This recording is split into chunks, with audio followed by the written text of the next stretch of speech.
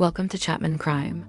Tonight we travel deep into the heart of Borneo, a place of dense jungle, hidden villages, and mysteries the world still can't explain. These are the stories that were never meant to be found. The disappearance of Bruno Manser, the activist who walked into the jungle and never returned. In the late 1980s, a quiet Swiss man named Bruno Manser traveled to Borneo and disappeared into one of the most remote rainforest regions on Earth. He went there to live among the Panan, one of the last nomadic hunter-gatherer tribes in Southeast Asia. For 6 years, Manser lived in the rainforest exactly as the Panan did, eating sago and wild fruits, tracking animals through dense jungle, sleeping under leaf shelters, learning the tribe's language and customs. He became a fierce defender of their way of life. At the time, giant logging companies were destroying thousands of hectares of untouched rainforest, forcing indigenous communities out of their ancestral lands.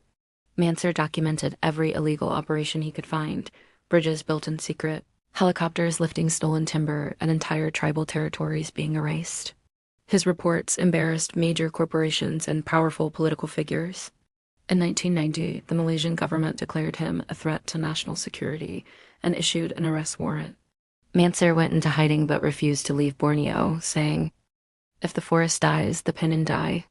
And if I leave, their voice disappears." By 2000, after a decade of activism, he returned to Borneo one last time, determined to gather evidence that would expose ongoing illegal logging in Sarawak. On May 8, 2000, he walked alone into the rainforest near the Kelabit Highlands. He was never seen again. Search teams found no footprints, no campsites, no clothing or equipment, no remains. His disappearance was absolute. Two main theories have shaped the investigation. He died naturally in the rainforest. The jungle is unforgiving: deep ravines, dangerous animals, and sudden storms.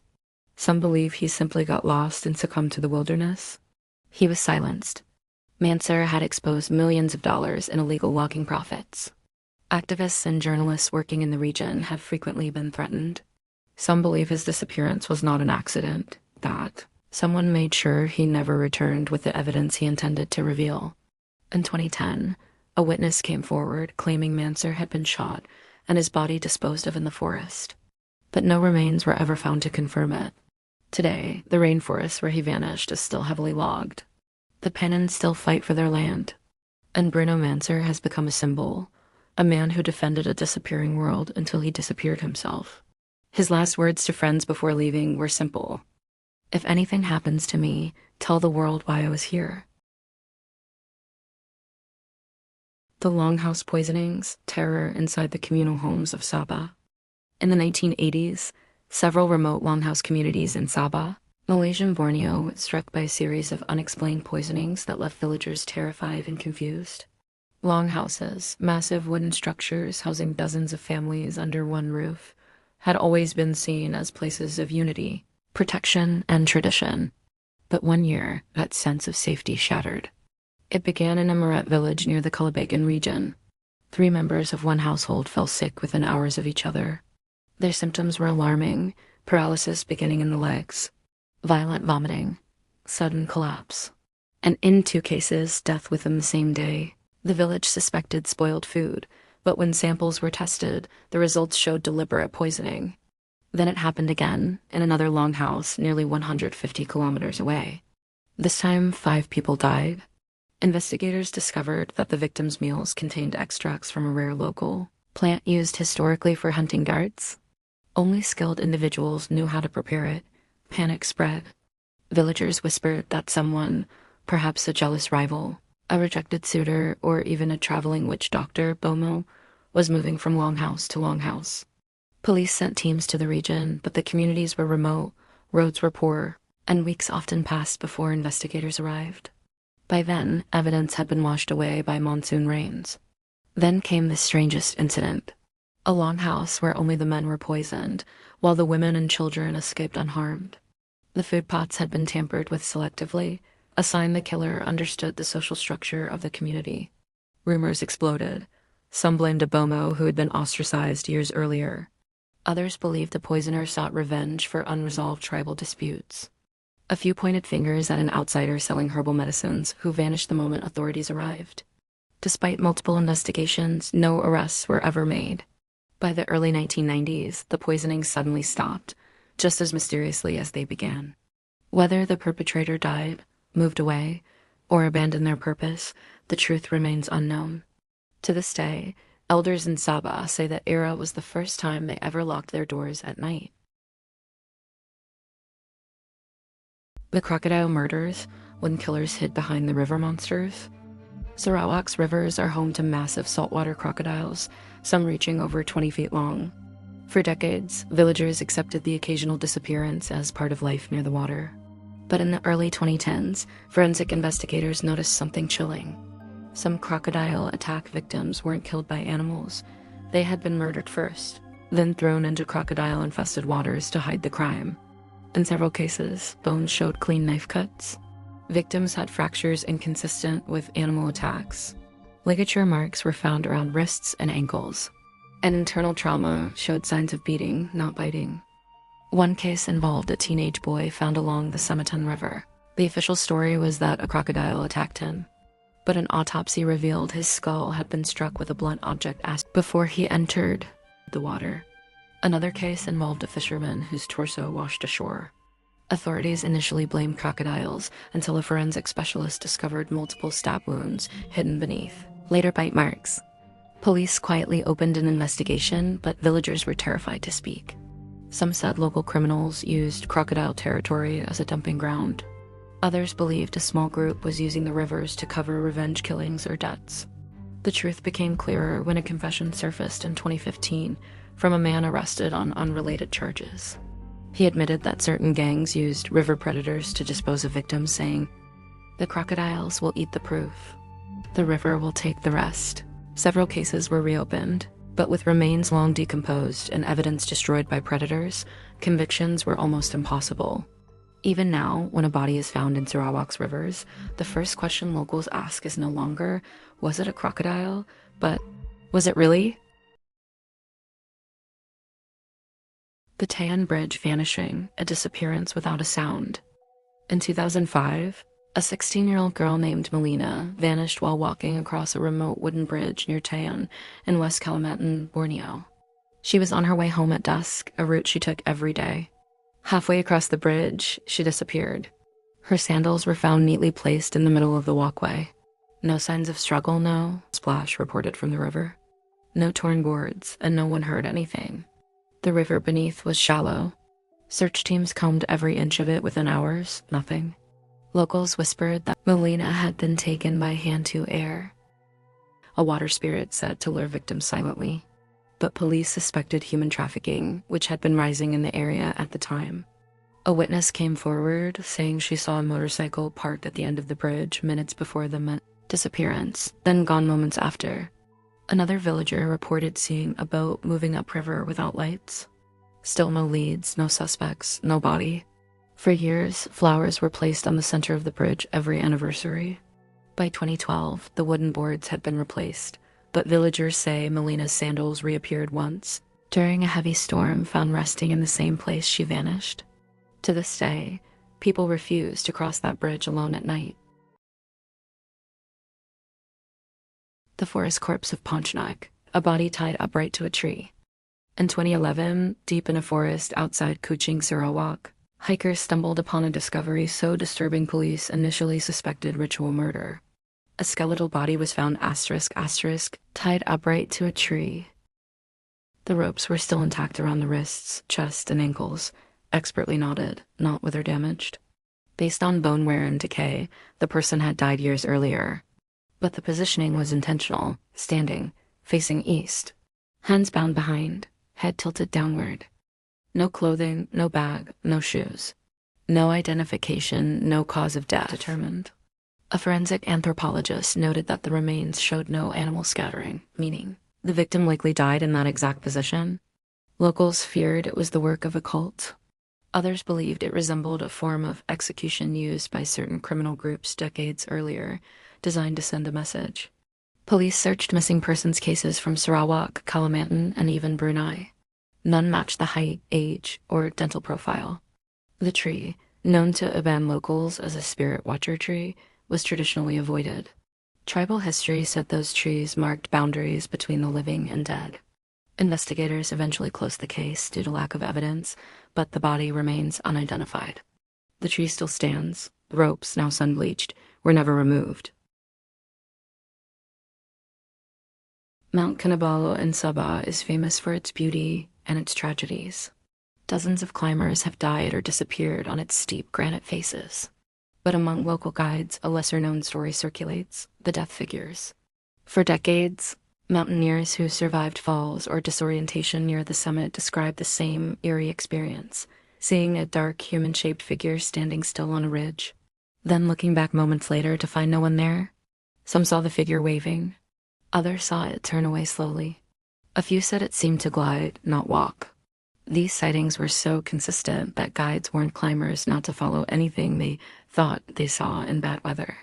The most famous case occurred in 1988 when 2 climbers were found alive after being missing for 36 hours.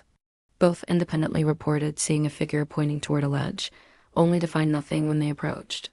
They later said the same words: "It was trying to lead us somewhere." Whether hallucination, mountain mirage, or something rooted in tribal belief, the death figures have become part of Kinabalu's lore. Some guides believe they are the spirits of climbers who never made it back, warning the living. Others say there's something older, tied to the mountain's sacred history long before tourism. Whatever they are, climbers still report sightings to this day, usually right before storms. On the night of October 19, 2006, 28-year-old Mongolian model and interpreter Altantuya Shaariibuu disappeared from a quiet suburb of Shah Alam, Malaysia. Witnesses reported seeing her forced into a car by several men. 2 days later, police made a horrifying discovery in a forest clearing near the city. Her remains had been blown apart with military-grade C4 explosives. Nothing about the scene made sense. C4 was tightly controlled by the Malaysian military. No ordinary criminal could access it. And the use of explosives suggested one thing: someone wanted her body completely destroyed. An investigation quickly uncovered a trail of connections pointing upward. Altantuya had previously been in a relationship with a politically connected defense consultant. She had worked as a translator during negotiations for a major submarine purchase involving millions of dollars in commissions. She claimed she was owed money and had come to Malaysia to collect what she believed she was promised. Phone records placed her near several government buildings in the days before her death. She was also carrying documents she said were proof that evidence was never found. 2 elite police officers from the Special Actions Unit, a team responsible for protecting high-ranking officials, were arrested and eventually convicted of her murder. But both men claimed during trial that they had *** never met Altantuya before that night. And both suggested they were acting under orders. Then came the most chilling detail. Neither officer had a clear motive. They had no personal connection to her.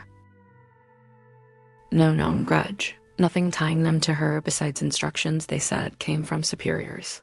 One officer admitted to escorting her into the jungle. The other admitted to detonating the explosives, but both insisted a third person had orchestrated the operation. The alleged mastermind was never officially named. Despite massive public pressure, questions still linger. Who ordered the killing? Why use military explosives? What happened to the documents Altantuya said she carried? Why were immigration records of her entry into Malaysia deleted? Interpol, human rights groups, and investigative journalists have all called the case one of the most suspicious political murders in Southeast Asian history. But in the end, only the 2 police officers were convicted. Altantuya's father still campaigns for justice, saying he will never stop until the truth is revealed. Nearly 20 years later, the case still casts a long shadow. A beautiful young woman silenced, key evidence missing, and the mastermind hidden behind power and secrecy. The Borneo headhunter murders, when legend crossed into reality. Throughout the 1940s-1960s, remote areas of Borneo were still transitioning from ancient tribal customs into the modern world. While headhunting had largely ended, it had not yet been forgotten, and in some places, it had not fully disappeared. Several loggers, surveyors, and backpack explorers vanished along the Upper Boram and Rayong rivers during those decades. Their disappearances were initially blamed on the terrain: deep ravines, rushing rivers, and jungles so thick they swallowed footprints within hours. But then bodies began to surface. Some were found days later, others months, and a few years after. But the details became shockingly similar.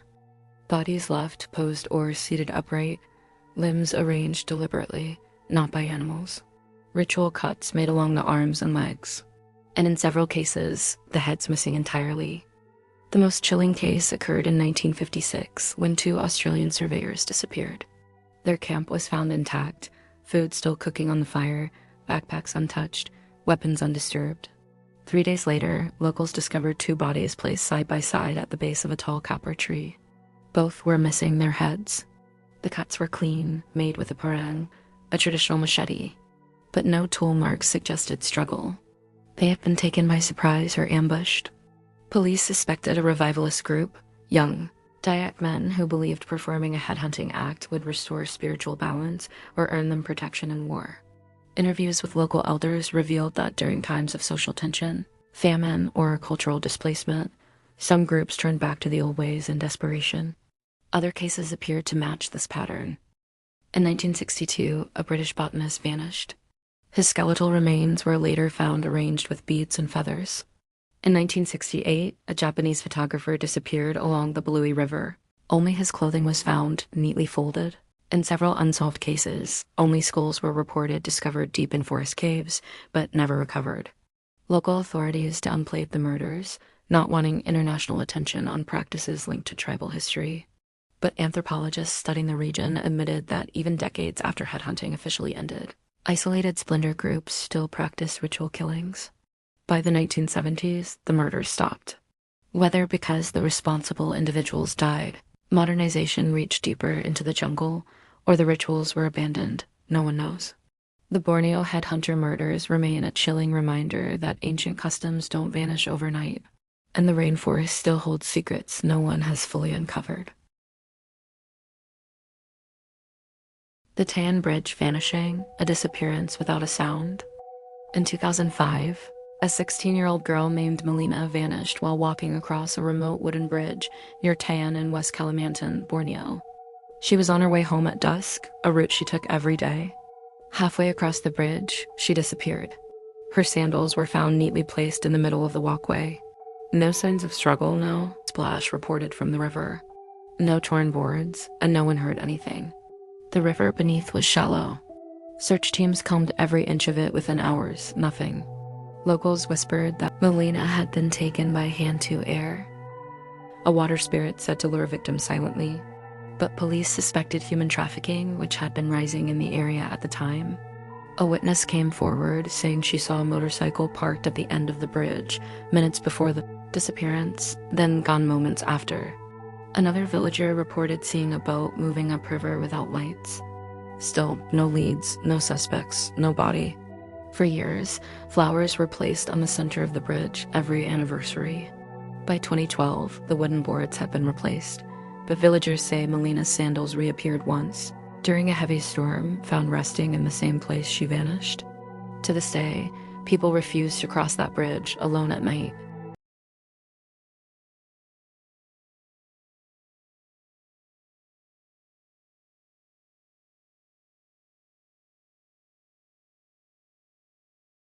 Thank you for watching.